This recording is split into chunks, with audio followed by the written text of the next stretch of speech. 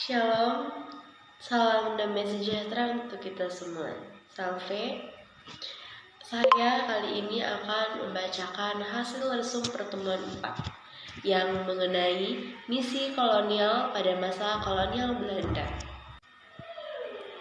Misi Katolik pada masa kolonial Belanda di Indonesia memiliki dinamika yang cukup kompleks karena dipengaruhi oleh kebijakan politik Belanda.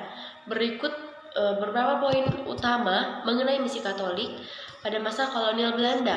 Yang pertama ada awal misi Katolik Indonesia.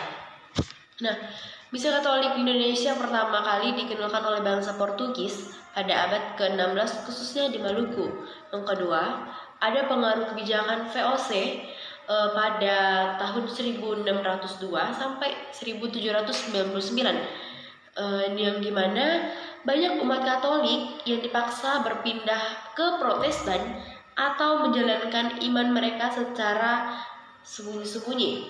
Yang ketiga, adanya pemulihan misi Katolik di era pemerintahan kolonial Belanda setelah 1800. Nah, setelah VOC Katolik dibubarkan dan Hindia Belanda menjadi kolonial resmi di kerajaan Belanda, kebijakan lebih toleran terhadap Katolik mulai diterapkan. Dan pada tahun 1806, Prefektur Apostik Batavia didirikan untuk mengatur misi Katolik di Indonesia.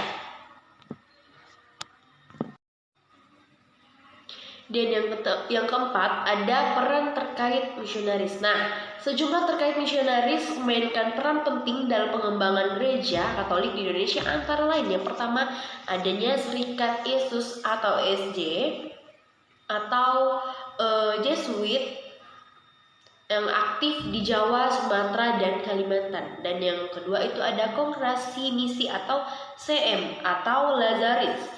Nah, di sini mengembangkan pendidikan dan pastoral di berbagai daerah.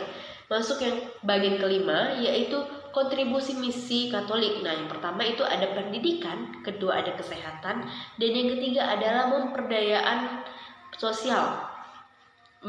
Dan kita masuk ke bagian yang terakhir, yaitu tentang misi Katolik.